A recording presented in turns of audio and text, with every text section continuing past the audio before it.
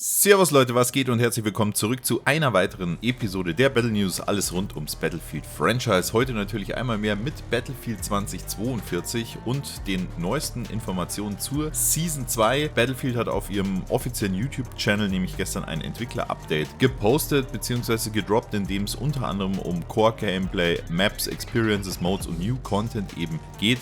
Ganz frei übersetzt, wir reden über Core-Gameplay-Features, unter anderem eben die Spezialisten, die jetzt wieder in ein Klassensystem kommen, nicht ganz so wie wir es aus anderen Teilen gewohnt sind, nichtsdestotrotz. Es geht natürlich um Map-Reworks und eben auch die neuen Maps, neue Waffen und so weiter. Also, da gibt es dann durchaus dann doch endlich mal ein bisschen News und auch ein bisschen Veränderung und neuen Content an der Stelle. Wenn ihr da Bock drauf habt, dann freue ich mich, wenn ihr weiterhin mit am Start bleibt. Natürlich immer so für den lieben Algorithmus. Gerne eine Bewertung dalassen und auch einen Kommentar unten in der Kommentarsektion verfassen. Das hilft mir natürlich ungemein, dass das Video auch ein bisschen verbreitet wird. Vielen Dank vorab und jetzt geht's straight rein in die Änderung zu Season 2 und dem Core Gameplay. Und da muss man natürlich sagen, was ist so der meiste Pain, gerade Core Gameplay gewesen in Battlefield 2042 für die meisten, und das waren ganz klar die Spezialisten. Und genau diese, die sollen jetzt eben in neue oder altbekannte Klassen gepackt werden, die dann zwar immer noch, Spezialisten sein werden, also das Spezialistensystem an sich, das wird nicht aufgegeben, das haben sie jetzt auch nochmal in Battlefield 2042 soweit bestätigt, aber es gibt die Klassen Assault, Recon, Support und Engineer, also den klassischen Medic gibt es nicht mehr. Dafür, oder was heißt nicht mehr, kennen wir auch aus anderen Teilen, aber jetzt können die Spezialisten immer noch ihre eigenen Waffen frei wählen, aber die Gadgets und Supports sind entsprechend geclustert.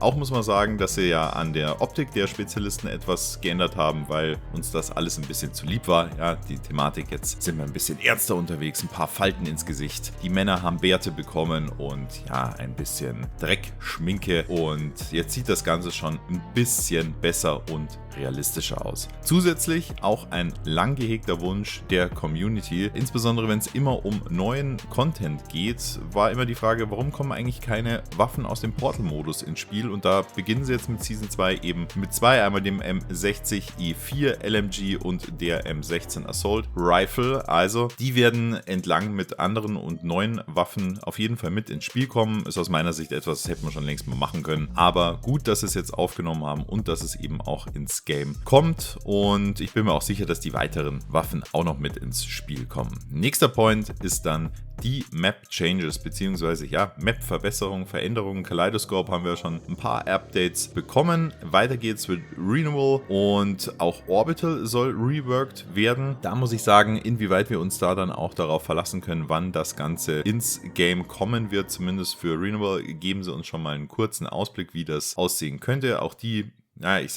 die Aufbauten, die habt ihr vielleicht schon mal gesehen oder habt ihr schon mal im Vorgängerentwickler-Video gesehen. Also es geht primär um Deckung, ergänzende Deckung, auch die Höhenunterschiede auf der Map rundherum. Einfach, dass man ein bisschen mehr Ebenen hat und auch einfach ein bisschen mehr Deckung auf diesen Maps dann auch finden kann. Böse Zungen würden sagen, der Sandsack-Update, aber es sind nicht nur Sandsäcke, es sind Container, und am Ende haben sie die Maps dann auch mal ein bisschen mit Leben und insbesondere natürlich mit Deckung gefüllt. Orbital, auch hier haben wir relativ viele freie Flächen gehabt, insbesondere da diese Startbahn zwischen Raketenrampe und dem großen Tower, also auch hier wird alles mit Deckung vollgeballert, so wie das sein soll oder beziehungsweise so wie es sein müsste, auch seit Anbeginn hätte sein können, und damit haben auch die Infanteristen ein bisschen mehr Spaß hoffentlich und werden nicht auf der weiten freien Fläche einfach nur weggeholzt. Also, da muss ich sagen, das sieht definitiv durchaus schmackhaft aus, kann man machen und sollte die Maps nach und nach spielbarer machen. Wann diese ganzen Änderungen ins Spiel kommen, sie nehmen sich natürlich viel vor. Ich hoffe, dass wir so viel wie möglich bereits in Season 2 sehen. Zum Beispiel das Rework der Klassensysteme, gerade im Spezialistenbereich. Das wird allerdings erst zur Season 3 kommen. Also auch hier sehen wir nochmal ein paar Durchbrüche. Ich finde, ist durchaus gelungen, und das sieht jetzt schon viel, viel mehr nach Battle, nach ein bisschen auch mehr in Richtung Lore aus, ein bisschen düsterer. Man sieht, da ist was passiert, da ist schon stark gekämpft worden. worden und es geht um die letzten Ressourcen oder wie auch immer die Story dazu war. Ne, sehr gelungen, also da merkt man auch, da ist direkt auch Arbeit reingeflossen. Dann werfen wir nochmal einen Blick auf Season 2 und insbesondere eben eine neue Map. Auch hierzu gibt es ja schon einige Leaks. Ist eine durchaus interessante Map, die auch infanterielastiger werden wird. Es wird natürlich auch noch Freiflächen geben. Temporal hat da durchaus auch schon mal das ein oder andere gedroppt. Da können wir vielleicht in der Folge nochmal ein bisschen detaillierter darauf eingehen. Wir werden uns aber zunächst nochmal der Roadmap für die Season 2 zuwenden und da seht ihr ganz klar, dass im August soll mal der Specialist Look Over Feel Update abgeschlossen sein. Also bei einigen Spezialisten ist es ja schon im Spiel. Dann beginnt die Season 2, die geht von September bis November eben durch mit den beiden Karten-Updates, Renewal und Orbital. Muss man mal sehen, inwieweit, ja, in welchen Zeiträumen die kommen werden. Und